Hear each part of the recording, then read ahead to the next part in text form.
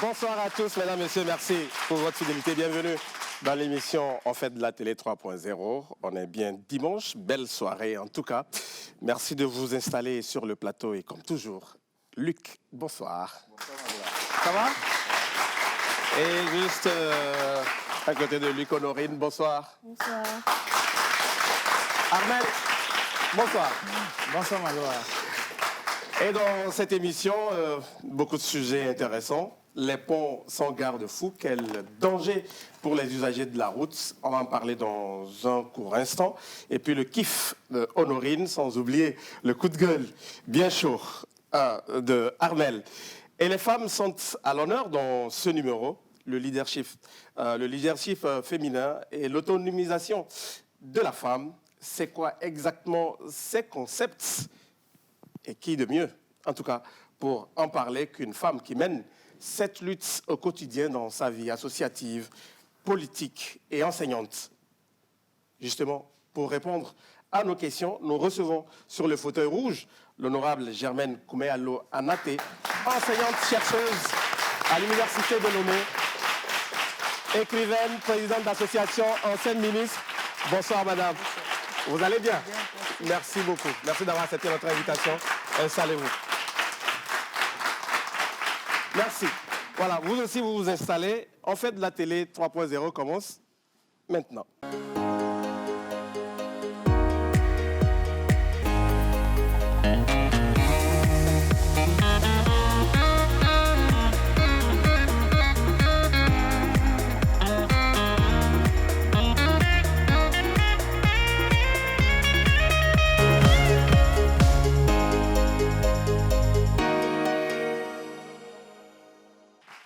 Merci d'être là pour faire de la télé avec nous. Encore une fois, Luc. Bonsoir. Bonsoir, Magloire. Ça va? Ça va. Le week-end?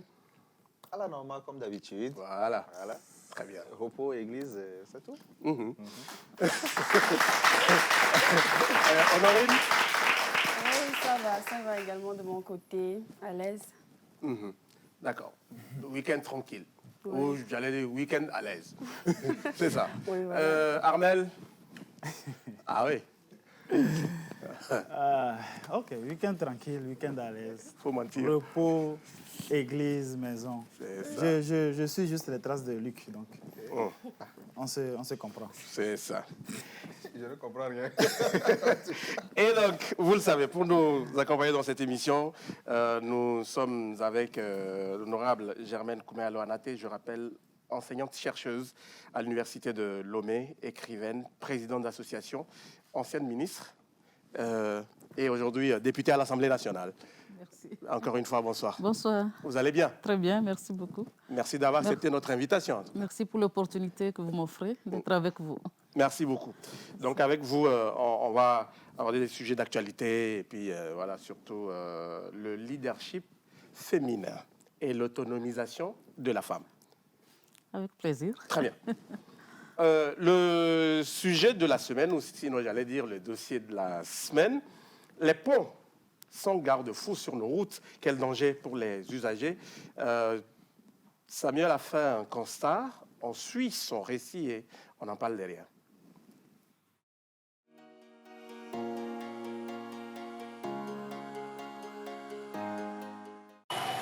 La construction et la réhabilitation des infrastructures socio-économiques sont l'une des clés du développement d'un pays. Au Togo, nous assistons aux rénovations et à la construction des infrastructures routières. Facteurs de développement mal réalisés, ces infrastructures favorisent des accidents de circulation. En effet, plusieurs routes en construction sont abandonnées et certains ponts sans garde-fou. Le constat est amer au regard des conséquences.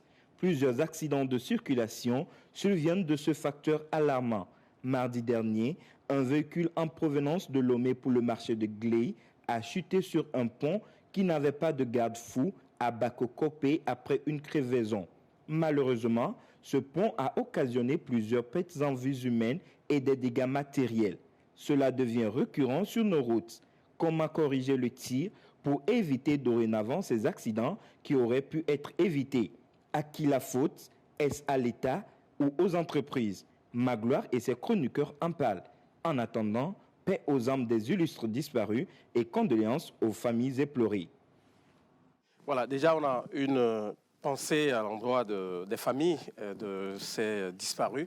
Maintenant, pour revenir dans le sujet, Luc, est-ce qu'on aurait pu éviter peut-être cet accident s'il y avait des garde-fous sur ce pont? Aurait pu éviter l'accident, nul n'est dans le secret des dieux, mais je crois que ça aurait pu freiner la chute ou peut-être récupérer la voiture, vu que c'est une crevaison et que la voiture n'avait pas de socle pour se poser ou de garde-fou pour se poser, elle était obligée naturellement de tomber dans un trou. Ça aurait été une voie normale où il n'y avait pas de pont, c'est tellement que la voiture allait se retrouver juste à côté, peut-être faire 1 ou 2 tonneaux, mais ça n'allait pas être aussi grave que quand on chute d'une distance donnée. Et je crois que c'est un peu triste, bon, pas un peu, c'est très triste parce que perdre ne serait-ce qu'une seule vie, c'est déjà amer, et perdre jusqu'à 13, j'imagine, ses enfants, ses maris, ses tantes qui sont éplorées, qui sont en train de pleurer actuellement, qui sont en train d'être dans des moments très, très difficiles à cause de ces pertes en vies humaines. C'est très triste, très triste. Maintenant, on revient à peu près un peu à la cause. Les garde-fous au niveau de nos ponts. Je ne sais pas si on doit amputer plutôt le problème à l'État ou aux entrepreneurs qui font la voie. Parce que je me dis, vous avez en charge, vous avez en charge de faire la voie. C'est inconcevable qu'à ce jour, qu'on puisse faire des voies, faire des ponts sans mettre des garde-fous. C'est inadmissible. C'est inadmissible. Ok, l'État a déjà décaissé. Toi, entrepreneur, qu'est-ce qui t'empêche de mettre les garde-fous? C'est ce que je ne peux pas comprendre. Maintenant, les services qui sont chargés de faire le contrôle, ces services font quoi exactement? Parce qu'au-delà de ces garde-fous, il y a plusieurs problèmes que nous constatons sur nos voies nouvellement construites ou réhabilitées. À peine on construit une voie, un mois vous passez, la voie a des plaies entre griffes, je mets plaies entre griffes, a des plaies, déjà des trous où il y a des endroits qui s'affaissent carrément. Et avoir des ponts sans garde-fous, je ne peux pas l'imaginer. Je ne peux pas l'imaginer. Je crois que c'est une chose qu'on doit revoir, qu'on doit corriger pour éviter ces genres d'incidents dorénavant et éviter les pertes en vies humaines surtout. Honorine. Oui, je dirais également que les ponts sans garde-fou représentent Les garde-fous, en tout cas, ont leur importance. Voilà pourquoi. Représente un grand danger pour les usagers de la route. Mais je dirais que la responsabilité, elle est plutôt partagée.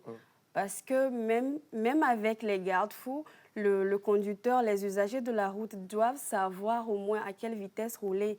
Donc, je dirais que la responsabilité, elle est partagée aussi. Les autorités de la sécurité routière, leur rôle ne s'arrête pas qu'au bureau. Ils doivent venir sur le terrain. Ils viennent. Ils sont là, mais maintenant, est-ce qu'ils font réellement le travail pour lequel ils sont? Donc, c'est une question de responsabilité, en fait. Armel? Oui, Magola, d'abord, c'est vraiment triste de perdre autant de C'est juste de un personnes. exemple. Oui, hein. bien sûr, bien sûr. Mais bon, comme ça fait partie Oui. de l'actualité du moment, je me permets de Oui. l'évoquer.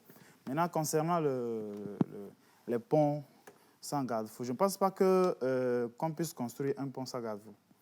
Maintenant, ça dépend de où se situe le pont. Parce qu'il y a des garde-fous en aluminium, peut-être dans les virages. Il y a des garde-fous en pilotis, ainsi de suite. Maintenant, après un accident Il y a des ponts sans garde-fou. Il y a des ponts construits sans garde-fou, je confirme. OK, au Parce que Togo. d'accord. J'en ai vu. D'accord, je continue mon explication. Peut-être on a mis des garde-fous.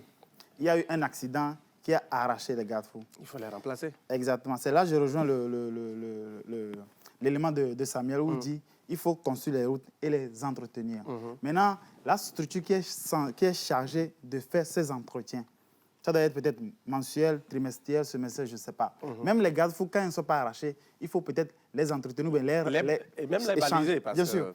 Parce qu'avec le temps, l'usure, ainsi de suite, ça n'a plus sa solidité normale.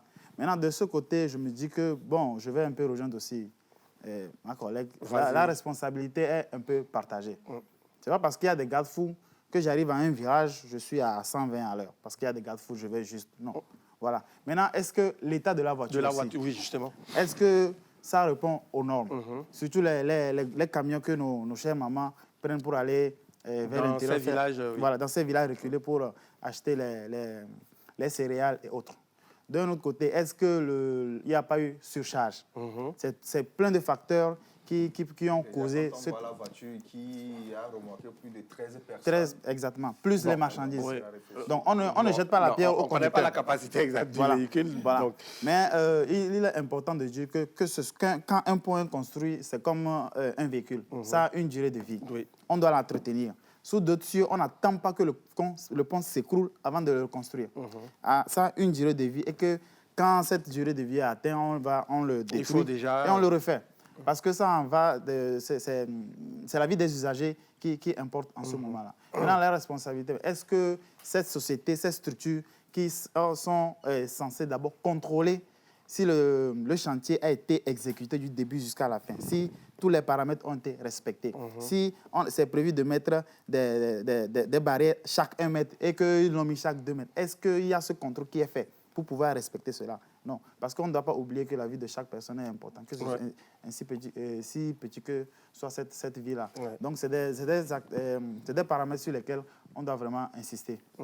on insiste déjà, mais parler aussi, je crois que c'est Armel qui l'a soulevé, inviter surtout les usagers à la prudence Ah oui, et à la vigilance. c'est Voilà. très, très important parce que quand vous allez à une vitesse moyenne ou une vitesse requise, raisonnable sur la voie que vous empruntez, je crois que ça permet d'éviter beaucoup de choses. Je crois que si le chauffeur, à cet instant, on ne connaît pas la vitesse à laquelle il roulait quand même, parce que quand on parle de crevaison, tout peut arriver derrière. S'il roulait à une vitesse peut-être réglementaire ou réglementaire, je crois que peut-être que le choc aurait été moins violent que ce qu'on a vu sur les réseaux sociaux et autres. Oui. J'aimerais juste ajouter un petit élément. On doit prendre au sérieux notre corps, notre vie, ainsi de suite.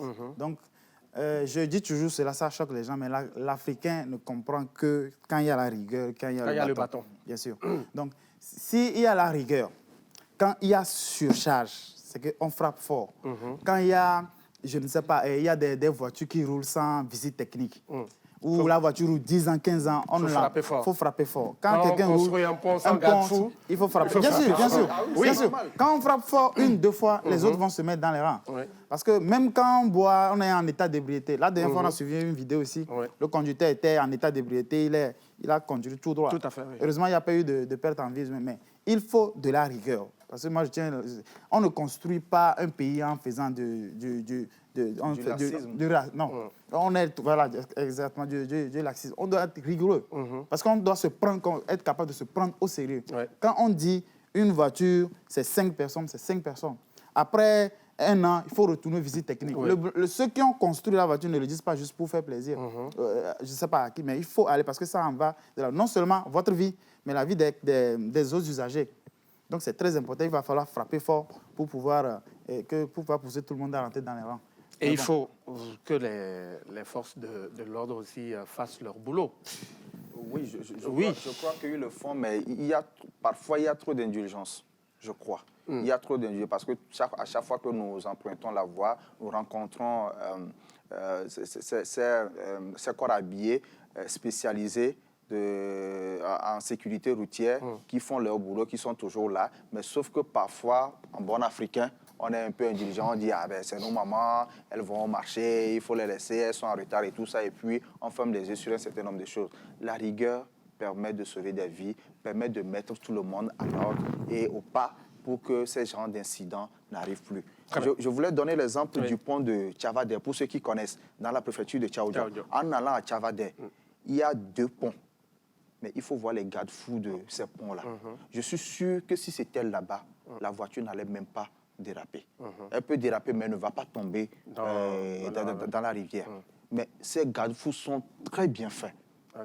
Le jour où je suis passé par là... Alors, félicitations, quand c'est bon, on peut applaudir. C'est très bien réussi. Voilà. Très bien réussi.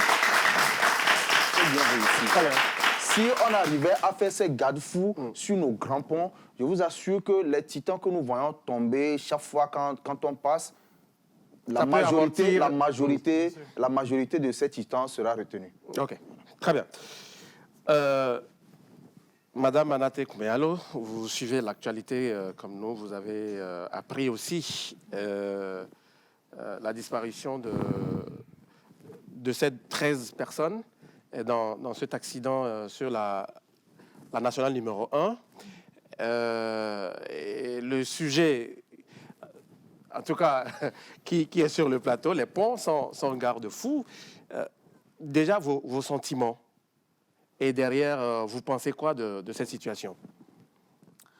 Alors, je pense que, avant toute chose, je voudrais m'incliner devant la mémoire des victimes, celles qui sont parties, et souhaiter prompt rétablissement à celles qui sont encore dans les hôpitaux parce qu'il y a des blessés graves. Et je voudrais aussi attirer notre attention sur le fait que la majorité des passagers, c'est des passagères. Très bien. Donc la majorité des décès, c'est nos mamans, c'est nos sœurs, c'est nos épouses. Oui. C'est des femmes qui allaient chercher de quoi venir gagner Et nourrir leur famille. nourrir leur famille. Parce que nous savons que malheureusement, beaucoup de familles reposent sur ce que les mamans rapportent, sur ce qu'elles font. Je n'ai pas les pourcentages, mais le chiffre est très important. Et aujourd'hui, je me mets à la place des orphelins, des veuves qu'elles ont laissés. Et je prie pour que des bonnes volontés puissent leur venir en aide. Parce que, en tout cas, pour beaucoup d'entre nous, si nos mamans n'étaient pas là, on ne serait pas là où nous sommes aujourd'hui. Alors, la polémique sur les responsabilités, je préfère laisser ça aux autorités. Je pense qu'il y a des enquêtes pour situer les responsabilités. Il faut effectivement situer les responsabilités et prendre des dispositions pour pouvoir corriger ce qui doit être corrigé, pour éviter que de tels drames surviennent régulièrement. On ne peut pas tout empêcher, mais on peut réduire le nombre de pertes de vies humaines que nous connaissons sur nos routes. Merci. Oui, sans vouloir forcément vous prononcer sur les causes réelles, puisque vous et nous n'en savons rien. Mais les ponts, ils sont garde-fous. Vous en avez déjà vu, certainement. Oui, certainement. Oui. Oui. Il en existe. Il y a des ponts avec des garde-fous, il y a des ponts sans des garde-fous. Mais ça représente quand même...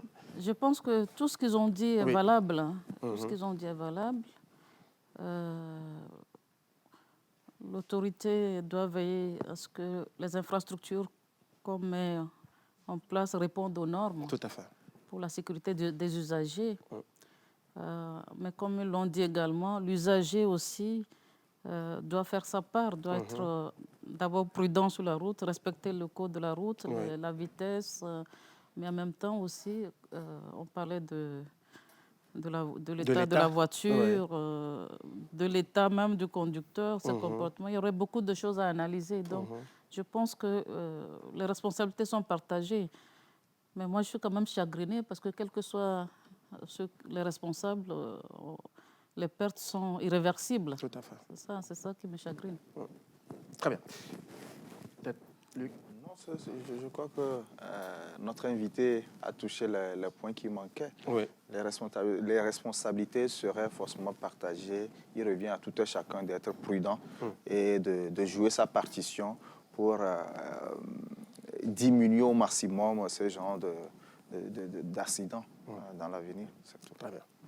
Allez, encore une fois, toutes nos condoléances aux familles éplorées et bon rétablissement aux malades qui sont encore sur les lits de l'hôpital, on va dire. Et sans transition, on va parler kiff. Honorine, c'est quoi ton coup de cœur de cette semaine? Alors, mon coup de cœur de cette semaine, ça nous renvoie dans le domaine musical du Togo. Il s'agit d'un artiste togolais qui a débuté sa carrière en 2006. Et c'était en groupe avec l'association qu'on appelle Maniac. Et après cela, il s'est relancé lui-même en solo. Donc, on a remarqué qu'il y a de cela 5 ans qu'il n'est plus sur nos scènes. On s'est demandé ce qui se passait. Certains disaient qu'il était plutôt victime de dépression, Ok. qu'il est parti à l'étranger pour se chercher et tout. Donc, ça a spéculé tellement. Voilà. Jusque-là, je ne sais pas si vous savez de qui on parle, mais Ali Diaz? Non. je vous propose plutôt de suivre. Ali Diaz a eu à faire des scènes sur ces 5 dernières années. Ah, il ok, il est revenu au moins 2 fois. Ok. Il y a qui encore? Peut-être Devinez. peut-être pas. Non, Non? non, pas ok. lui. Entre Olibig ou Papou. Ah, on ne sait jamais. Bon, ok. Le dernier son actuellement, c'est Papou fit Phoenix, l'autre groupe mythique Bon, qu'on a en tout- connu. Le Ok. gars, là, veut faire quelque chose. On regarde la vidéo que Honorine nous propose et puis on revient. Juste un extrait.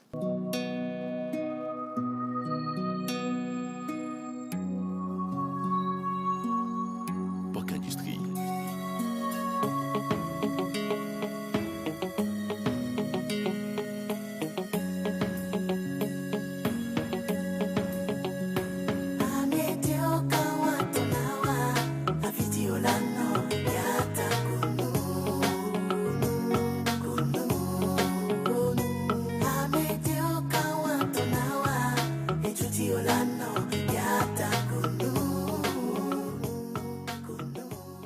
Voilà, on a compris. Donc il s'agit de Papou. Voilà, Très bien. Luc, on dirait que Luc a gagné. Donc, Ah, il a réalisé ton papier.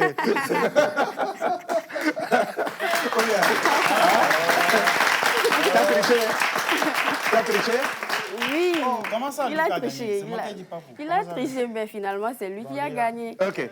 Donc voilà, Papou est de retour avec un son titré Amemulo en collaboration avec le groupe Phoenix. Ok. Donc, Phoenix Family. voilà, Ah. merci. Donc on lui souhaite un bon retour, on l'encourage pour la suite de sa carrière. On ne sait pas s'il est venu le faire à Dromi, comme on le dit. Ou bien il est venu pour rester. venu pour rester. Bon. Donc voilà mon coup de cœur de cette semaine. Très bien. Voilà. Pour le bonheur de ses fans, il revient donc en collaboration avec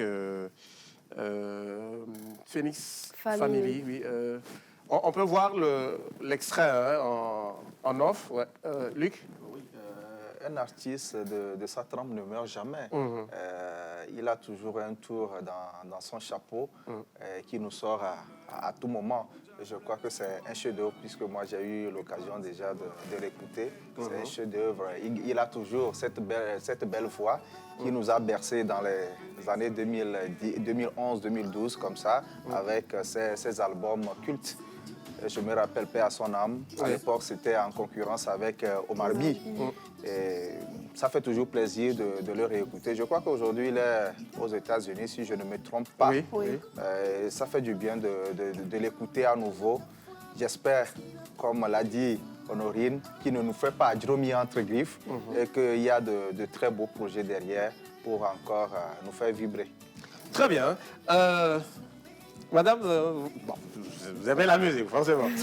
Vous connaissez le jeune? Pas du tout. Ok. Pas notre génération. Ah oui, oui, voilà. C'est une question de génération. C'est une question de génération. Je comprends. Mais c'est un talent, hein, oui, ça, il n'y a rien à dire. C'est un type qui... Non, moi, je pense que c'est bien qu'il refasse surface Oui. parce qu'on a trop polémiqué. Mhm. Les Togolais, je pense que ce serait mieux de se focaliser sur le rendu qu'il vient de faire que de polémiquer autour de qu'est-ce qui s'est passé, il n'a plus réapparu. Mais la meilleure des options serait qu'après, qu'il puisse revenir, faire d'autres collaborations et puis apporter un peu plus de son expérience qu'il a pu avoir là-bas. Très bien, voilà. Papoutino. Voilà. Allez, bon vent à lui. Et je reste avec Armel, sans transition. Donc, le coup de gueule. Il m'a dit qu'il est très chaud. Oui. Oui, je suis trop chaud parce que ça devient quelque chose de vraiment récurrent et inquiétant. Aujourd'hui, nous voyons sur le parc automobile. Je ne sais pas si je vais dire automobile ou... Oui, automobile, si on veut, au Togo. C'est un moto à 3 roues. Les tricycles. Les tricycles. Il y a deux types de... On les classe dans quelle catégorie, C'est justement? ça, je ne sais pas si c'est moto, Moto ou... on ne sait pas trop où il se situe. tellement qu'il n'y a pas de réglementation pour eux. Donc, ils sont laissés à eux-mêmes. Ils se situent tantôt soit en moto, tantôt en auto. Quand ça les arrange. Quand ça les arrange. Et ils sont... Voilà. Bon, c'est des engins motorisés. Voilà. Donc, ils sont... c'est des vrais bolides ambulantes qui causent des accidents et qui font des bouchons à chaque feu tricolore. Parce que dès qu'on s'arrête, je ne sais pas s'ils ont tendance à oublier que le devant, c'est une moto, mais le derrière, c'est un gros bagage. Tantôt, le temps de te rendre compte, ils sont partis avec ton rétroviseur. Ou ils t'arrachent carrément l'aile avant. Donc, c'est vraiment très récurrent. Et moi, je suis très énervé parce que il doit y avoir une réglementation. Non, mais c'est vrai. J'en ai fait déjà 2 fois. Déjà 2 fois. Donc, et le temps de... Tu ne peux rien faire parce que c'est au feu rouge. Le temps, il se faufile et puis il s'en va. Donc, chaque fois que tu te retrouves, soit la voiture est rayée, soit c'est le rétroviseur qui s'en va. Maintenant, la question, c'est de savoir, est-ce qu'on doit trouver une réglementation spécifique pour eux? Parce que des personnes qui ont l'allure de voitures, qui utilisent les mêmes trajets que nous. Donc, ils doivent on doit exiger un permis de conduire automobile spécifique à ça, parce que tout le monde se lève du jour au lendemain, il devient conducteur de tricycle. Donc, il doit avoir une réglementation spécifique. Et on doit savoir où les classer. Si on doit créer un créneau spécifique pour eux, on crée un couloir. Voilà, pour eux. Et on doit exiger qu'ils passent le code pour passer le permis. Parce que la plupart... Ils conduisent mal. Ils conduisent très mal. Oui. C'est vrai ce coup de gueule d'Armel, parce que c'est un problème récurrent. Il faut les voir en circulation pour comprendre la façon dont ils roulent, qu'ils laissent à désirer et les accidents qu'ils causent. Je suis très d'accord pour qu'on leur impose un permis. Parce que j'ai l'impression que c'est comme hier, devenir Z. Hier, quand ça te plaît, tu peux devenir un Z-man du matin, ça te plaît, tu deviens un Z-man du soir, ou tu sais rouler, c'est fini, tu sautes sur le tricycle et puis c'est fini, quoi, à nous aller. Parce que les gars ne prennent même pas soin de respecter le code de la route. L'essentiel, c'est de trouver par où passer. Qu'est-ce qu'on cause à l'autre usager? On s'en fiche. L'essentiel, c'est de trouver un passage et puis se retrouver devant. Je me rappelle encore, il y a 2 ans de cela, l'accident au niveau de l'échangeur de Kégué, si je ne dis pas de bêtises, où il y a eu assez de morts, assez de pertes de vie, Je crois que l'État doit réagir. Les services en charge de la sécurité routière doivent réagir pour réguler cet état de choses, parce qu'il y a beaucoup d'accidents qui sont causés par ces tricycles-là qui sauvent aussi. Parce que oui, on est d'accord. Nous n'oublions pas, grâce à ces tricycles, au moins nos mamans qui vont marcher et tout ça. Attends, Armel, s'il te plaît. Ça, je te coupe totalement parce que on vient juste de parler d'un sujet tragique. Oui. Attends, où il y a eu des pertes en vie humaine. Ces engins, c'est des engins pour des transports de marchandises ou de personnes. Non, justement, c'est ce à quoi je voulais en venir. De toute façon, je ne pense pas que c'est pour des transports de personnes. Parce que la carrure, la configuration... C'est pour transporter. Non, en fait, des marchandises. Là, tu ne m'as pas saisi. Je ne parle pas de transport de personnes. Quand j'ai dit... cette tricycle sauve nos mamans, c'est en termes de transport de marchandises. Mais on les voit transporter aussi les femmes. C'est ce à quoi je voulais en venir. Famille, si tu ne m'avais pas coupé, tu allais voir mon développement. Tu allais voir mon développement.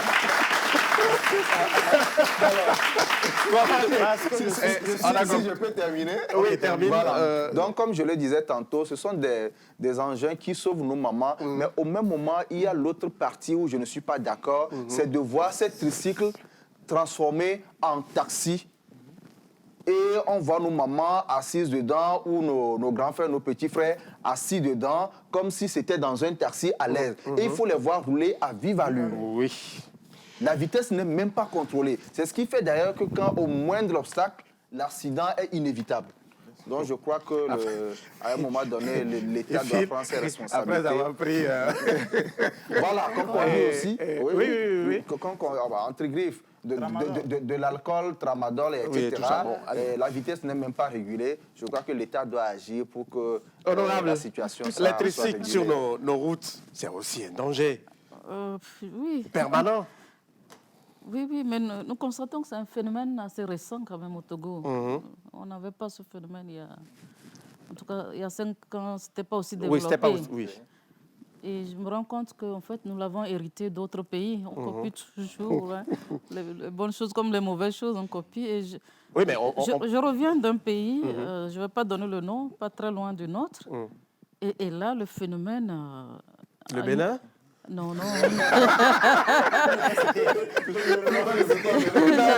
J'avais J'avais dit que je ne citais pas, donc faut pas, mais ce n'est pas le Bénin. C'est encore un peu plus loin que le Bénin. Mais voilà, et là... Oui, bon. Non. Si ce n'est pas le Nigeria, donc le Nigeria, bon. Parce que là... Voilà, nous étions à une assemblée des écrivains, et puis donc les collègues d'autres pays étaient choqués par ce phénomène. Et là, j'ai vu que nous, on se plaint ici, mais là-bas, c'est pire. C'est encore autre chose. C'est même pas comparable.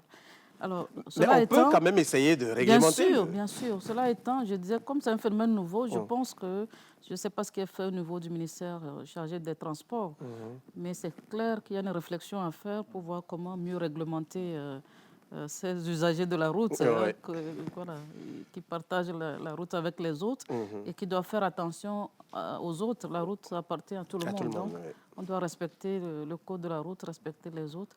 Est-ce qu'il faut un jour avoir des voies spécialisées pour eux, pour les vélos, pour les motos, séparées des voitures? Je n'en sais rien, mais en tout cas, il y a une réflexion, il y a quelque chose à faire pour que ce qui est censé rendre service ne devienne pas la cause de nos malheurs. Donc, il faut réglementer nécessairement.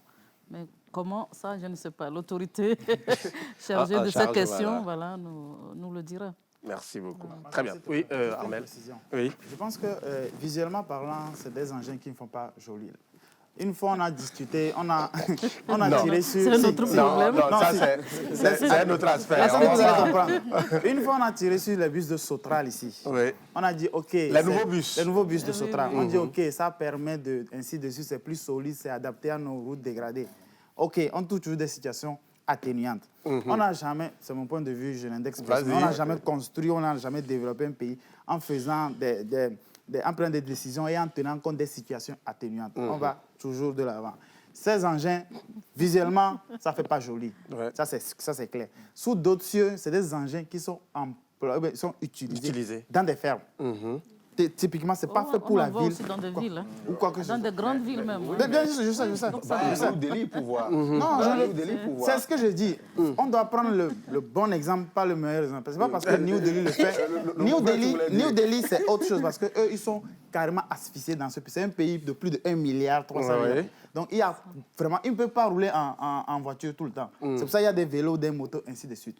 Mais on ne va pas le prendre. On ne sait pas. Le met s'agrandir. Je ne refuse pas. On ne sait pas de se développer pour devenir comme New Delhi, mais peut-être pour devenir comme Washington ou un truc du genre. OK. Donc, bon. Visuellement parlant, vous terminez, Armel. Ça ne fait pas joli. Il faut juste mettre une réglementation spécifique à ces engins. Okay. Réglementation, oui, mais bon, on ne va pas revenir sur l'esthétique de ces motos ou de ces tricycles. Bon, OK. De ces tricycles. Merci.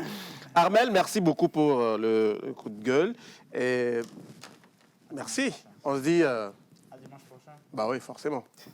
Mais d'ici, rentre directement. Je rentre avec Luc, donc de toute façon, il n'y a pas. Je l'ai déposé, je vais chez moi d'habitude. Donc si je passe par une voie dérobée, donc c'est avec lui. Donc je ne sais pas pourquoi tout le temps il veut s'échapper. C'est la même chose. Oui, c'est dimanche. Allez, merci à Armel. Comment retrouver le dimanche prochain. Juste une transition et derrière lui, on va recevoir des amis dans l'instant promo. Derrière, nous allons donc parler leadership féminin et l'autonomisation de la femme avec notre invité. Vous restez avec nous. On revient.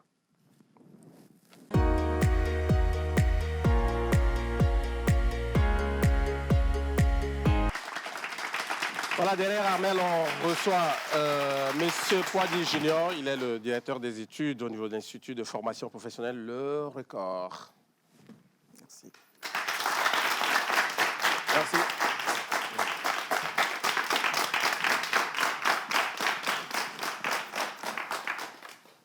Monsieur Poidi Junior, bonsoir.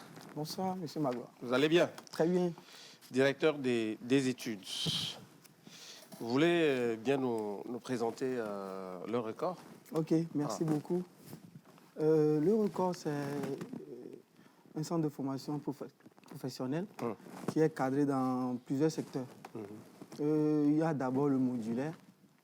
Au niveau du modulaire, nous avons une multitude de formations comme le secrétariat bureautique bilingue, secrétariat de comptabilité, assistant de direction, communication marketing, transport logistique et transit, secrétariat médical, agent de pharmacie et puis délégué médical.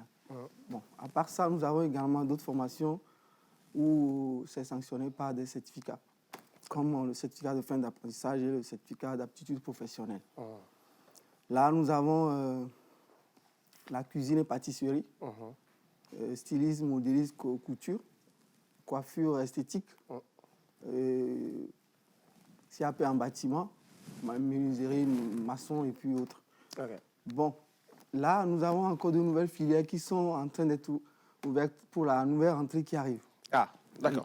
Puisque au cours de l'année, nous avons... Il y a l'année nouvelle, oui, à la prochaine rentrée. Comme nous avons également le modulaire, nous faisons 2 à 3 rentrées au cours de l'année. Okay. Déjà en juillet, le 11 juillet, nous avons de nouvelles filières que nous allons ouvrir avec la nouvelle rentrée. D'accord. Oui, en modulaire.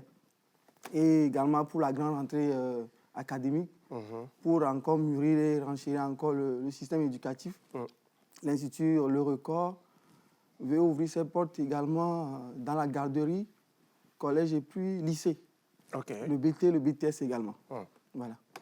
Très bien. Mais je profite pour attirer l'attention aux téléspectateurs sur la rentrée du 11 juillet. Ouais. Là, nous allons plus... c'est dans une semaine, hein? Dans une semaine, oui. 1 à 2 semaines. Oui. Non, une semaine. Ouais. Oui, sur les filières médicales comme secrétariat médical, délégué médical, agent de pharmacie et géomètre topographie. Ça fait beaucoup, hein? Ça fait beaucoup, hein? Parce qu'on veut toucher vraiment tous les coins pour mettre à l'aise quand même ceux qui veulent vraiment percer dans la formation modulaire et trouver de quoi faire sur le terrain. Voilà. Et aussi l'agriculture et puis l'élevage. Ok. L'élevage, voilà. Merci.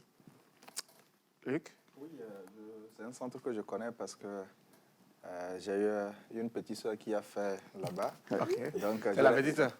Oui, c'est la petite soeur. D'accord. Non, je sais que c'est un centre qui forme très bien. Ils ont le matériel nécessaire pour. Mais ma question, c'est de savoir qu'est-ce qui fait la force de ce centre-là. OK. Là, nous sommes plus dans le pratique.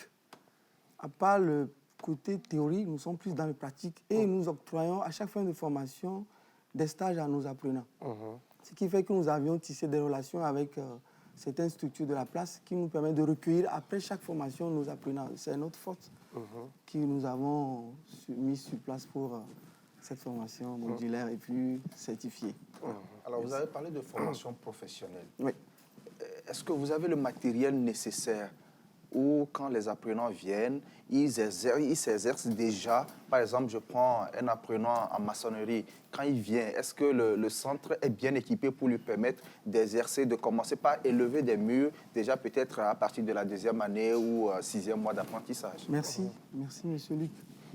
Belle question.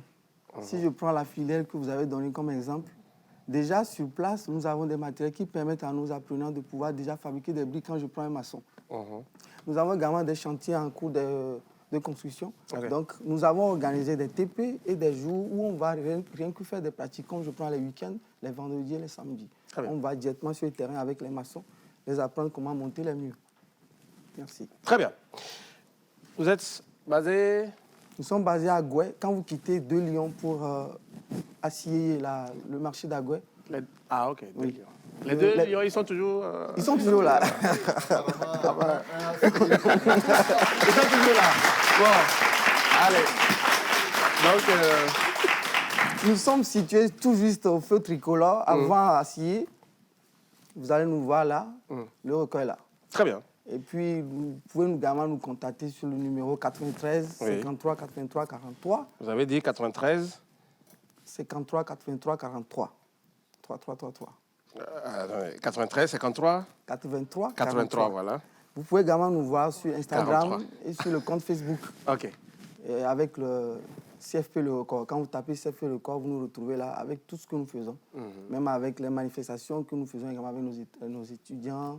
Voilà, vous postez tout ça. On C'est pose la tout ça. pâtisserie qui m'intéresse. Ah là, on vous invite. Est-ce que je peux venir apprendre rien que de la pâtisserie? On le fait, on le fait. Normalement, c'est combien de Non, mois? vous n'avez pas répondu à sa question.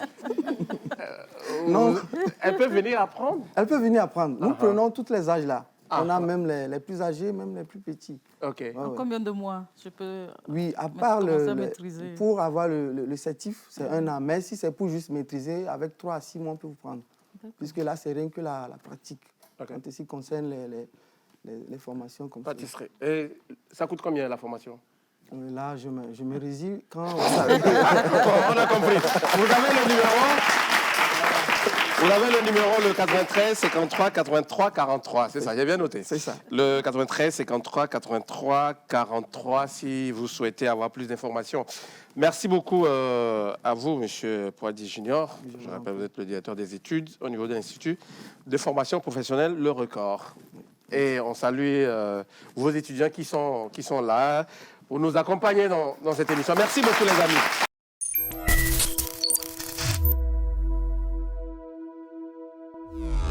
Empreinte by Zara Shop est un espace spécialement dédié à l'originalité. Tout pour l'habillement, des chemises aux costumes, passant par les chaussures et tous les accessoires de mode, le tout de marque Zara, toutes tendances confondues, hommes, femmes et enfants. Empreinte by Zara Shop vous accueille dans son cadre réservé uniquement aux habits pour hommes. Vous y trouverez des costumes vestes complets et en demi-saison de marque Del Papo, des chemises café coton et vous n'aurez que l'embarras de choix. Nous mettons à votre disposition des chaussures de différentes marques avec des finitions exceptionnelles, accompagnées de leurs accessoires pour ceux qui veulent de la haute couture. Tout ceci est disponible et à prix imbattable grâce à la marque BCBG Max Azria. Le glamour s'offre à vous, s'exprime avec force et puissance. Zara Lomé, l'empreinte de la différence.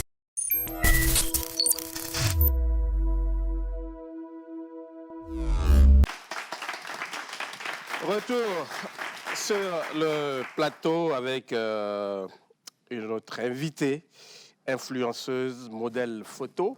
Ce qu'on va faire, Luc, tu permets? Oui, Tu peux venir un peu devant là? Je veux voir juste un petit truc. Viens, voilà.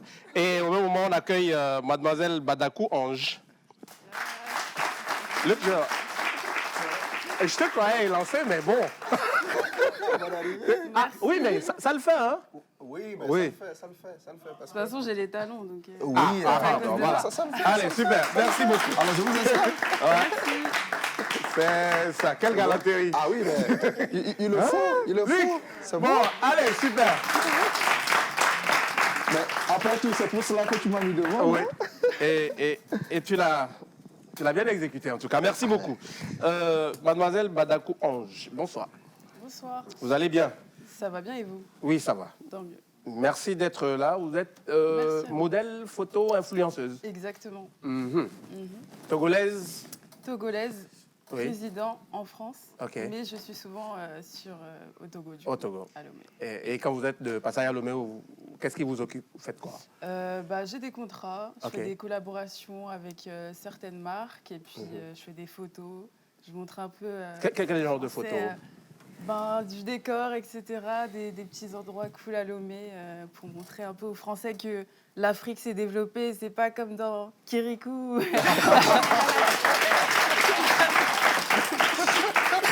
Non, ça, je suis d'accord. Et surtout Lomé. Lomé, ces dernières années, c'est c'est incroyable, développé, hein. oui. Vraiment, j'adore. Quels sont les coins dans lesquels vous prenez souvent des photos à Lomé? Franchement, un peu partout. Hein. OK. Franchement, partout, peu importe. Mhm. Enfin, il y a de la beauté partout à Lomé, c'est Oui. tellement un beau pays. J'adore. Ah, super. Bon. Luc. Particulièrement, ça fait plaisir quand j'entends nos frères, nos sœurs résidant à l'étranger revenir constater que ce n'est pas ce qu'on leur vend forcément qui est là et que c'est un travail de fond qui est fait. On prie juste que les autorités continuent sur cette lancée pour que le pays soit davantage plus développé. Et généralement, quand on parle de modèle photo, et surtout quand on va regarder les photos que vous postez, qu'est-ce que ça fait? d'être modèle photo. Et souvent, il y a quand même de ces photos, quand vous les voyez, Luc, je sais pas. Oui.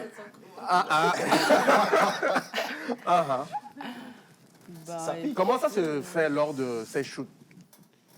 Dans quel état le shooter... Ah oui, oui. C'est de quoi je parle? Disons qu'il a l'habitude de rencontrer des... Voilà, exactement. Déjà, c'est son métier, donc il est obligé de rester professionnel, déjà. Et il a l'habitude de voir des jolies filles, donc ça le choque plus. Pas seulement de voir des jolies filles, mais de voir des choses. De voir des choses.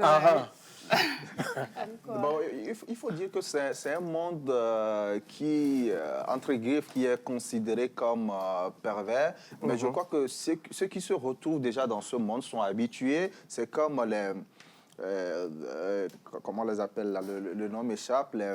C'est ceux qui défilent, les mannequins. Les mannequins, oui. C'est un monde fou. C'est un monde fou. D'abord, il faut être fou pour se retrouver dans ce monde. Que tu sois photographe ou mannequin, il faut être fou pour se retrouver dans ce monde. Parce qu'un mannequin est en mesure de s'habiller là, devant tout le monde. C'est aussi ça leur job. Sur le podium, un mannequin peut tomber, mais se relever comme si de rien n'était, continuer sur son défilé. C'est aussi ça leur univers. Et je crois que quand on se retrouve là-dedans, on s'habitue. OK. Et vous arrivez quand même de voir de ce genre de photos, surtout sur les réseaux sociaux, hein, madame? Non, je voulais réagir par rapport à ce que Luc dit. Enfin, c'est un métier qui a ses règles. Tout à fait. Et où le rapport au corps est différent du rapport habituel que nous avons au corps.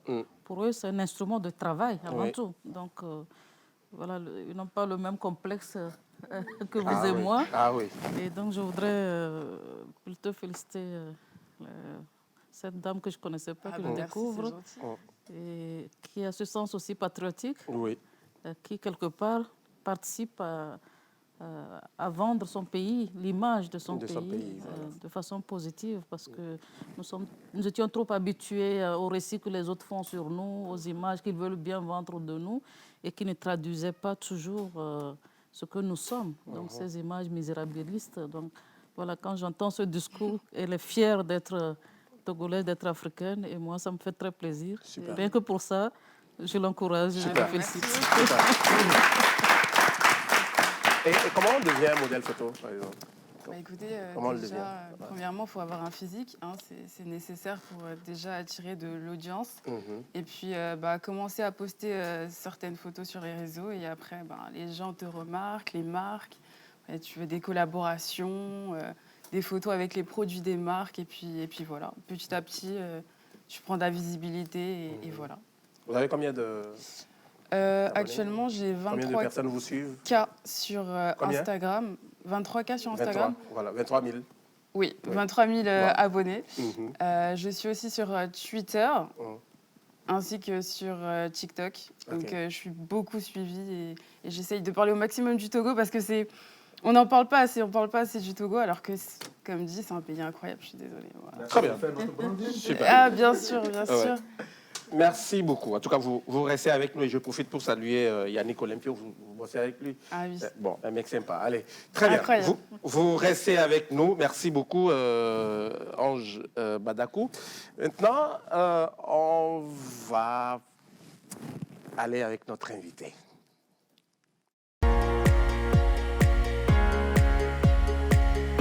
Voilà, retour sur le plateau de votre émission Faites de la télé 3.0 avec notre invité. Je rappelle que nous recevons pour vous l'honorable Germaine Kouméalo-Anaté. Elle est enseignante, chercheuse à l'université de Lomé, écrivaine, présidente d'association et puis ancienne ministre de la communication. C'est vraiment un honneur pour nous de l'avoir sur ce plateau. Madame, encore une fois, merci beaucoup d'avoir accepté notre invitation. Maintenant, on va parler actualité. Vous le savez, le 25 juin dernier, le Togo a effectué, en tout cas officiellement, son entrée au Commonwealth. Oui. Comment vous appréciez cette démarche de notre pays et qu'est-ce que cela va nous apporter? Alors, mon appréciation elle est double en tant que citoyenne et en tant que parlementaire, donc député, puisque le gouvernement était venu présenter à l'Assemblée nationale cette vision, ce projet et le processus qui a en réalité commencé depuis très longtemps, depuis 2014, et qui connaît son aboutissement aujourd'hui. Et je me réjouis parce que je m'aligne à la vision qui a poussé le chef de l'État et son gouvernement à engager ce processus d'adhésion à cette organisation intergouvernementale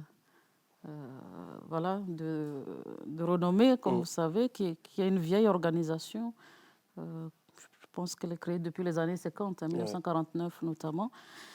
Donc, il y a majoritairement les pays anglophones, c'est vrai, enfin, qui parlent l'anglais, puisque c'est rattaché à la reine, donc, à la Grande-Bretagne. Oui.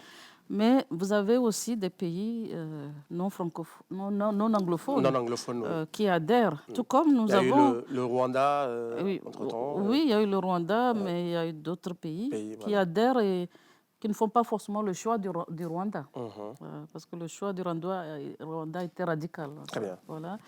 Même au niveau de la francophonie, nous avons des pays anglophones qui demandent à adhérer aussi, qui ne sont pas francophones à la base. Ouais.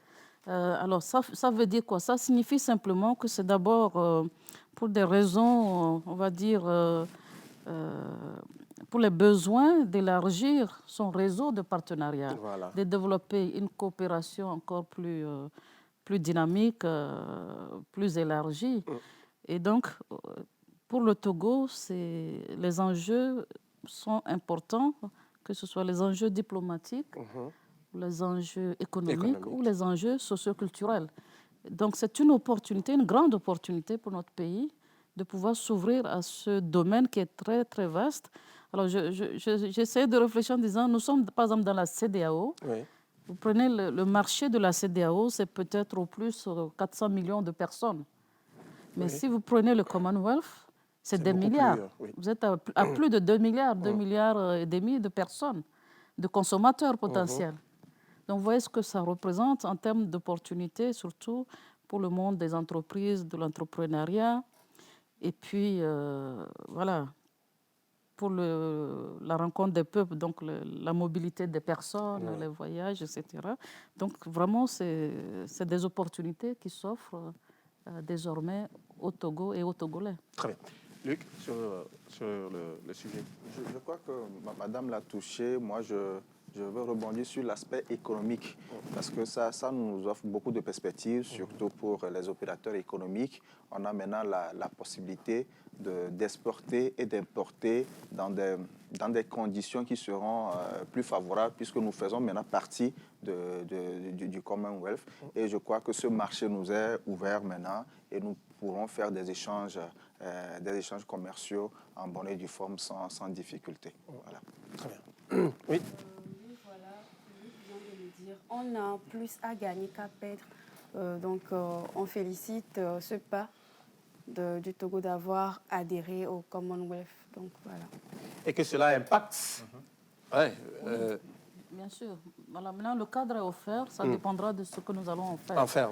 Pour que ça puisse impacter positivement nos économies, nos relations socioculturelles, etc. Et je pense que ça va aussi renforcer les relations que nous avons avec d'autres pays qui nous entourent, qui, eux, étaient déjà dans ce réseau. Et ce qui... Oui, le Ghana, le Nigeria, et le Gabon. Voilà. Et puis, il y a un autre message que les gens ne perçoivent pas, qui est... Et là, je rejoins notre modèle, Ange, qui a l'amour pour le Togo. En fait, cet aspect que les gens ne voient pas beaucoup, c'est que l'adhésion du Togo au Commonwealth signifie également une reconnaissance de cette organisation à l'endroit de notre pays. Une reconnaissance de sa gouvernance démocratique, de la politique concernant la liberté d'expression, le respect des droits humains, etc. Parce qu'on n'adhère pas comme ça au hasard. Il y a des critères. Il y a des critères. Et ça veut dire que nous respectons ces critères. Donc c'est une reconnaissance. Et je pense que c'est en même temps un message pour ceux qui continuent à dénigrer le pays. Voilà, c'est un message fort. Et je pense qu'il faut le souligner sérieusement. Très bien. Oui. Le temps que le processus a mis, oui, 2014 à 2022, Exactement. on comprend que ça a été un travail de fond. De fond. Très bien. Voilà, donc on va dire bravo hein, aux premières autorités de ce pays. Chef de l'État, Le chef notamment, de qui a l'État, en une l'occurrence. vision, Oui. parce que cette vision pour la prospérité et le développement du pays, mais aussi pour le bien-être des Togolais, parce qu'il le fait pour que nous puissions renforcer, augmenter nos atouts, nos forces pour pouvoir développer ce pays et que le Togolais puisse aller plus librement commercer avec beaucoup plus de pays, avoir plus de facilité. Et nous voyons une diplomatie, j'allais dire agressive, mais au sens positif. Agissante. Voilà, merci pour le mot. Une diplomatie agissante depuis un certain nombre d'années et qui est en train de donner de bons fruits. Très bien. Très bien, merci. On va parler maintenant leadership féminin et autonomisation de la femme. C'est quoi ces concepts, madame? Alors, c'est deux mots. Oui. Hein. Leadership. Autonomisation. Alors, le leadership, qu'est-ce qu'il faut en dire? Nous sommes dans des sociétés foncièrement caractérisées par les inégalités. Hein, et où on est habitué à voir, on va dire, les hommes diriger, dominer, occuper certaines places. Et parce qu'il y a des... Voilà, on a des sociétés fondées sur des stéréotypes ou des répartitions de tâches ou des perceptions qui défavorisent une frange de la population, je vais le dire comme ça. Et ça dure depuis des millénaires, c'est pas d'aujourd'hui. C'est pas propre au Togo non plus, c'est dans le monde entier. Et donc, alors, quand on parle de leader ou de leadership, nous savons ce que c'est. C'est cette capacité donc, d'un individu qui peut diriger, conduire les autres hommes parce qu'il a une vision qu'il peut partager, qui a cette capacité à influencer et à inspirer les autres pour les amener vers un but donné. Et ça suppose avoir des responsabilités. Oui. Être leader, c'est une responsabilité. Et ça s'exerce généralement quand on a des postes de responsabilité, notamment. Pas seulement, mais souvent, c'est à ce niveau que c'est plus visible. Et nous avons des sociétés où, malheureusement, pendant longtemps, les femmes étaient exclues des postes de responsabilité, des postes de décision, parce qu'on pensait que sa place était à la maison, sa place est avec les enfants, à la cuisine, etc. Et voilà, elle n'a pas droit à la parole. Et ça, j'ai lu certains ouvrages de philosophie, mais il y a des grands philosophes, si on vous donne leur nom, même vous allez être scandalisés, qui, à un moment donné, même discutaient pour savoir si la femme est aussi intelligente que l'homme. Voilà, parce que la force physique était synonyme d'intelligence, de force intellectuelle également, et parce que la femme étant censée, supposée être le sexe faible, donc on se demande même si elle est capable de, etc. Et donc, vous voyez, la femme a intériorisé aussi ces stéréotypes au point où, à un moment donné, l'homme n'a plus besoin d'être derrière elle-même, elle est complexée. Au point où vous voulez lui donner même une responsabilité. Non, c'est mon mari. On pousse l'homme devant. Prends la parole, c'est toi qui sais parler. Moi, je ne sais pas parler. Parce qu'on nous a dit, tu ne dois pas parler, la femme ne doit pas parler. Donc, on occupe toujours les derniers rangs. Voilà, on vient en second. Donc, aujourd'hui, le leadership féminin veut dire simplement qu'il faut promouvoir le leadership de la femme. Il faut permettre à la femme d'être capable, parce qu'elle est capable, lui permettre simplement, parfois même à compétence égale, d'occuper les mêmes postes que les hommes. Voilà, d'apporter aussi sa pierre à la construction de la société. Et pour cela, il faut lui permettre, lui donner les mêmes chances que l'homme pour l'éducation. Parce que ça commence aussi par là. Pendant longtemps, quand les familles n'avaient pas les moyens, on sacrifiait les femmes. C'est les garçons qu'on envoyait à l'école.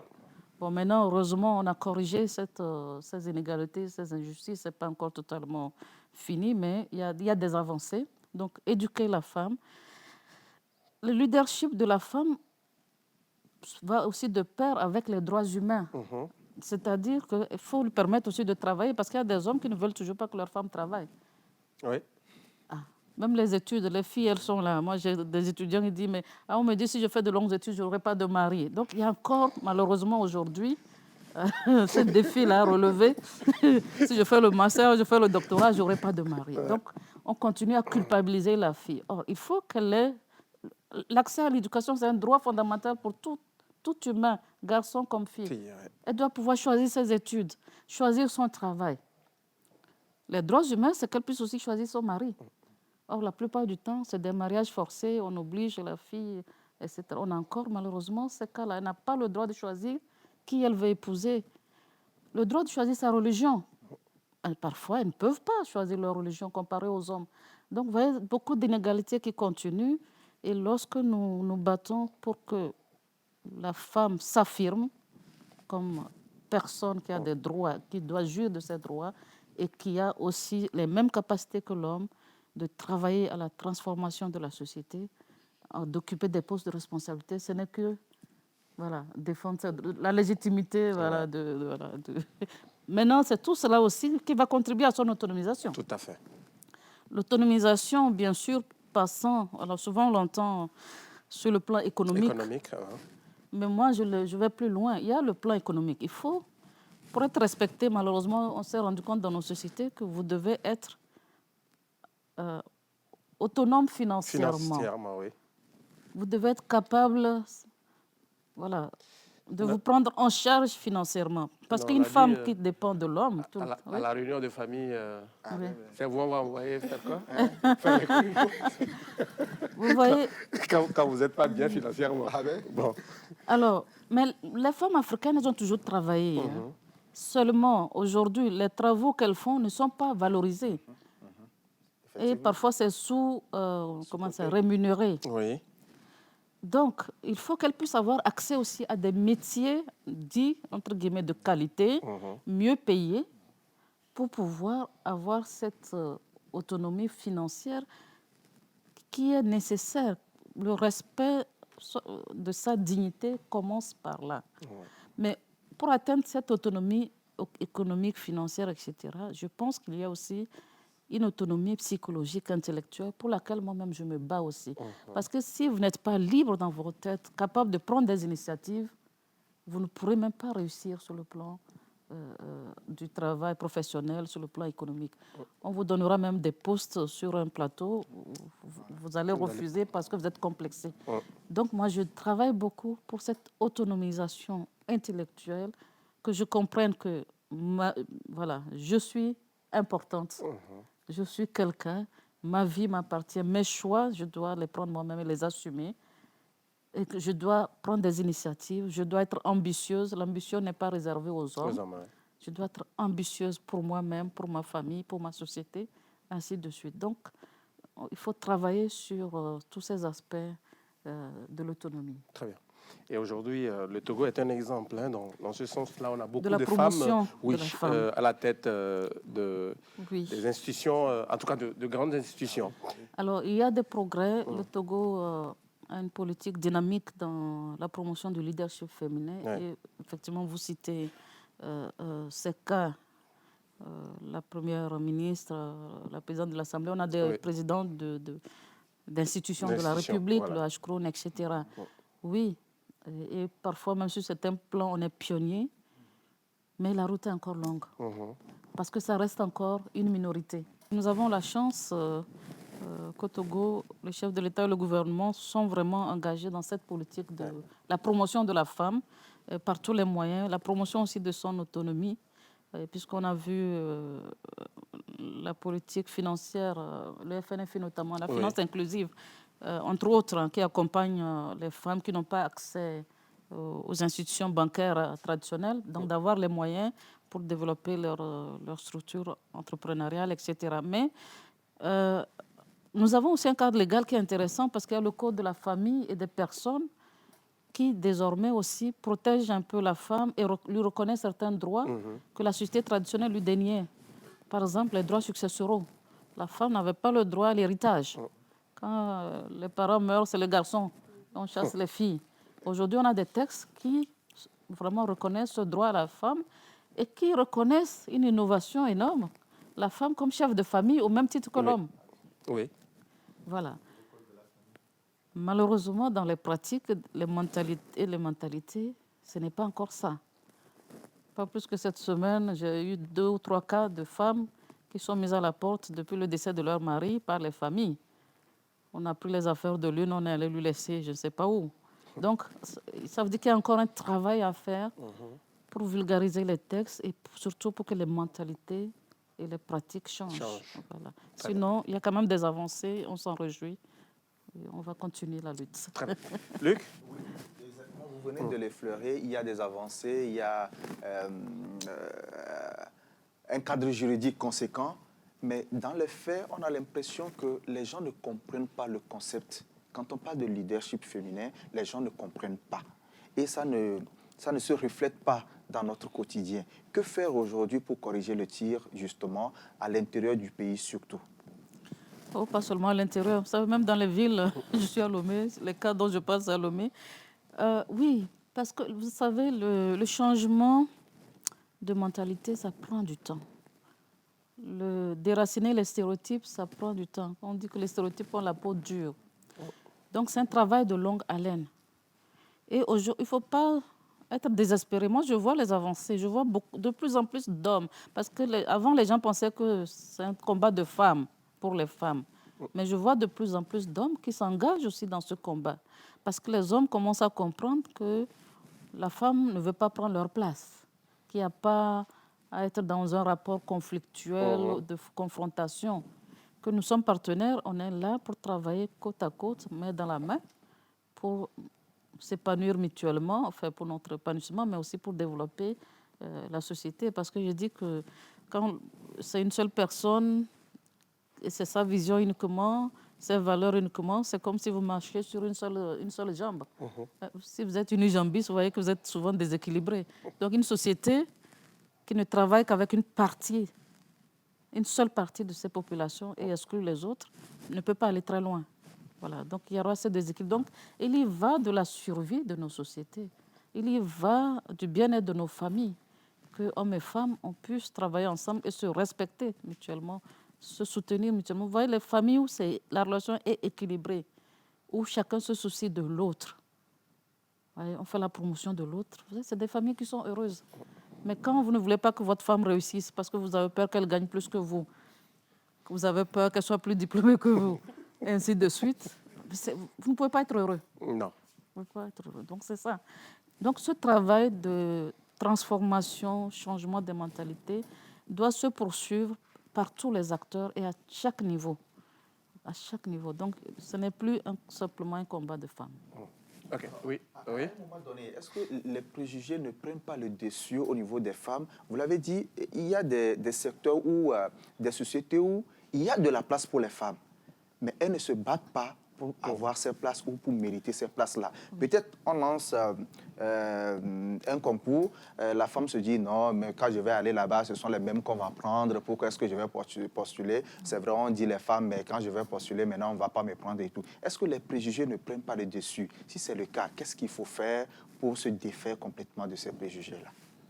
Oui, effectivement, il y a les préjugés qui perdurent, qui persistent dans beaucoup de milieux. Qu'on vous sert à tout bout de champ, les autres vous le servent, mais il y a ceux que nous-mêmes nous avons intégrés, assimilés, qui nous travaillent encore et qui sont des blocages. Et c'est pour ça que le premier combat que nous faisons, quand nous parlons de leadership, actuellement, nous faisons beaucoup la promotion du développement personnel ou le leadership personnel. Parce que pour que la femme commence à impacter les autres, à prendre des postes de responsabilité, il faut qu'elle travaille sur elle-même. Avoir plus confiance en elle, l'estime de soi, parce que cette estime de soi, elle l'a perdue. Quand vous avez entendu tous les jours que Dieu fait, que votre maman qui reproduit les stéréotypes, votre papa, vos frères vous disent « toi, tu n'es qu'une femme, tais-toi, tu n'es rien, tu n'as pas droit à la parole », tu finis par croire toi-même que tu n'es rien. Et tu reproduis cela, tu es complexé. Beaucoup de filles voudraient, mais elles sont coincées. Voilà, il faut les libérer. Et ça passe par l'éducation, par les formations.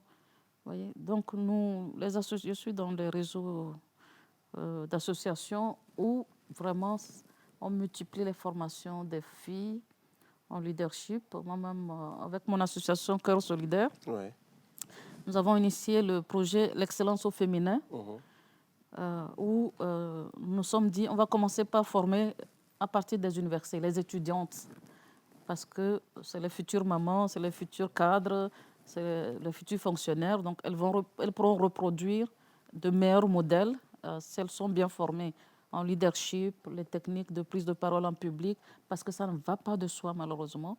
Donc pour les libérer, mieux les outiller, pour qu'elles puissent affronter ce monde avec plus de confiance, plus de sérénité. Voilà. Nos mamans aussi, il y en a, les femmes demandent, vous formez que les filles et nous. Voilà. Donc c'est vraiment à chaque niveau. Mais ce qui me réjouit, c'est qu'il y a une dynamique. Il y a une dynamique d'ensemble formidable. Même si certains sont encore coincés, de plus en plus, beaucoup se libèrent. Je me souviens à la fin d'une formation en leadership politique, toutes les femmes qui étaient présentes disaient « Mais pourquoi on n'a pas eu cette formation plus tôt ?» Voilà. Nous serions toutes sur les listes électorales. Voilà. Donc, elles ont juste besoin d'un coup de pouce pour se libérer et pour oser. Très bien. Je l'ai dit tantôt, vous êtes aussi écrivaine. Et d'ailleurs, il n'y a pas très longtemps, vous avez... Une semaine seulement. Oui, voilà, une semaine. Vous avez été élue au conseil de l'Association panafricaine des écrivains. C'est ça. Dont l'Assemblée s'est tenue au Nigeria. Au Nigeria, à Ibadan, du 23 au 26 juin dernier. L'Assemblée générale a rassemblé près de 40 associations, 40 pays. Voilà, 40 associations venant de 40 pays. Dans cette grande organisation panafricaine, PAWA, dont le siège est à Accra. En fait, c'est une association des écrivains créée par la volonté de nos chefs d'État depuis, je crois, 87 ou 89. Donc, et le siège est à Accra, mais le secrétaire général actuel que nous venons de lire est d'origine nigériane. Et donc, le fonctionnement de PAWA, il y a 5 vice-présidents. Un président par région Afrique. Nous avons 5 régions Afrique. Donc, l'Afrique de l'Ouest. Ce n'est pas linguistique, francophone, anglophone, donc toute l'Afrique de l'Ouest. Donc, la vice-présidente de l'Afrique de l'Ouest. C'est vous, voilà. Super. Félicitations. Merci beaucoup. Voilà. Donc, oui, Luc. Qu'est-ce que cette organisation apporte aux écrivains d'une manière générale? Cette organisation, au niveau de la diplomatie culturelle, littéraire, joue un rôle important. Et c'est un cadre, un creuset aussi, où tous les écrivains panafricains peuvent réfléchir sur leurs problématiques communes, sur les questions de langue, justement, d'écriture, les traductions de nos œuvres, la circulation de nos œuvres dans notre espace commun, l'enseignement de nos littératures, donc l'insertion de nos ouvrages dans les programmes d'enseignement, etc., etc. Il y a tellement d'objectifs, on a plus d'une vingtaine d'objectifs que nous poursuivons. Et je pense qu'en adhérant aussi à PAWA, parce que c'est les associations nationales qui adhèrent à PAWA, donc du coup, ça veut dire que je suis la présidente de l'association nationale, l'AET, l'association des écrivains du Togo. Oui, c'est à ce titre que j'ai été élue à ce niveau. Et donc, PAWA participe aussi à rendre encore plus visibles nos associations nationales et les actions que nous faisons ici. Et je pense qu'avec PAWA également, on va faire des plaidoyers pour que, par exemple, au niveau de l'Union africaine, les écrivains puissent avoir une place privilégiée et être entendus. Très bien. Voilà, donc ainsi de suite. Très bien. On va terminer par là. Vous êtes députée à l'Assemblée nationale togolaise pour une femme. Comment ça se passe? Comment se passe la vie à l'hémicycle? Voilà, vous voyez la question, pourquoi pour une femme? Est-ce que si c'était un homme, vous lui demanderez pourquoi pour un homme, comment ça se passe? C'est déjà les préjugés, ça. Ah, c'est quoi alors? Comment est-ce que vous gérez Je suis députée. pour une femme de... Quand je suis à l'hémicycle, je ne suis pas femme, je suis députée. Non, mais madame, quand une femme de poigne comme vous, vous avez plusieurs casquettes. Oui. D'abord, vous êtes maman à la maison. Oui. Quand vous revenez, comment est-ce que, puisque nous les enfants, on aime plus taquiner les mamans, on aime plus avoir nos mamans, comment est-ce que la relation est avec les enfants? Vrai. Quand vous revenez à l'hémicycle, comment est-ce que vous gérez? C'est tout ce qu'on a envie de savoir. Alors, je vais répondre à la question, je ne vais pas fuir. Hein. Donc, à l'hémicycle, moi, je suis premier rapporteur de la commission, parce qu'on fonctionne par commission. Commission éducation, communication, développement socio-culturel, etc. Et donc, et à l'hémicycle, c'est les compétences qui comptent, ta capacité. Donc, lorsqu'il y a des textes à étudier, voilà, à pouvoir décortiquer ces textes et faire des apports pour améliorer les projets de loi qui nous viennent, par exemple, du gouvernement ou d'autres textes, etc. Et nous sommes aussi nous parlons de la diplomatie parlementaire, dans des réseaux d'amitié avec d'autres parlementaires, d'autres organisations internationales, nous sommes logés là. Et donc, femmes comme hommes, voilà, nous occupons des postes de responsabilité. On a, à part la présidente, on a une vice-présidente, donc il y a une femme. On a des présidentes de commission qui sont des femmes, des rapporteurs qui sont... Donc voilà, des gens qui ont des responsabilités. Et ça veut dire que moi, par exemple, s'il y a un texte qui est étudié, qui est travaillé, donc c'est moi qui suis le travail avec nos assistants administratifs jusqu'au bout. Et à la plénière, je présente ce texte. Donc, s'il fait 1000 pages, tu dois lire tous les 1000 pages, recueillir les observations, etc. Donc, ce travail, c'est vrai qu'il peut être par moments prenant. Et quand on a d'autres responsabilités, mais on les gère, on s'organise. Hier, je gérais des problèmes de la maison. En même temps, j'étais à l'hémicycle jusqu'à 20h. Donc, mais quand on s'organise très bien, ça se passe très bien. Il n'y a pas de souci. Honorine? Oui, je n'ai pas grand-chose à dire. C'est un plaisir de voir de grandes dames comme ça devant nous. Ça nous passionne en fait.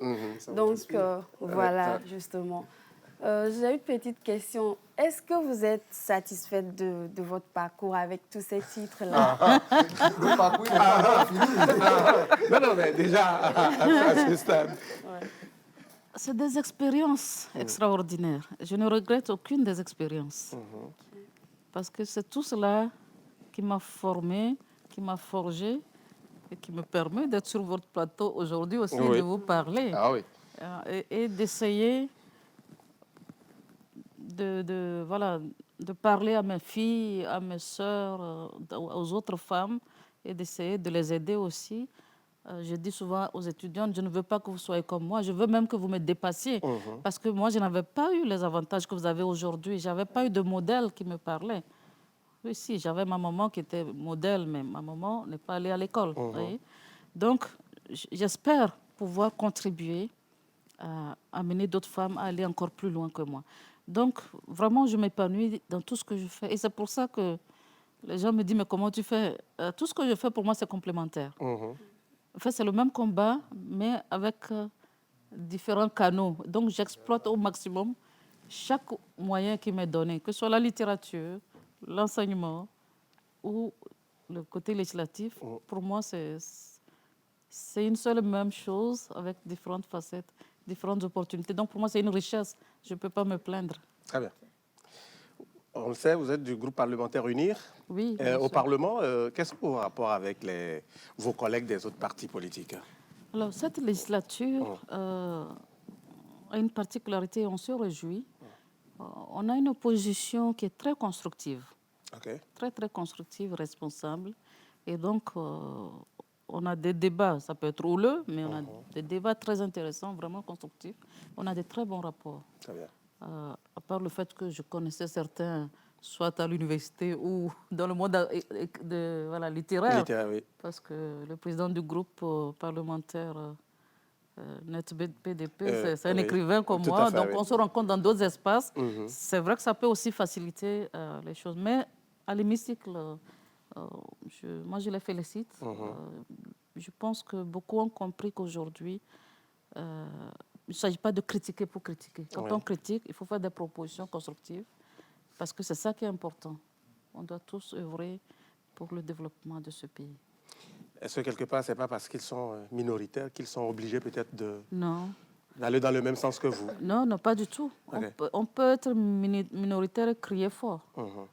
Et je ne vais pas rentrer dans certaines expériences. Moi, je suis de la communication, il y a des choses que j'observe. Il y a eu des périodes où la minorité a essayé de faire, a fait peur à la majorité. Hein. Donc, ce n'est pas question de nombre. Ok. Pour moi, c'est une question de vision, une question de responsabilité. Très bien.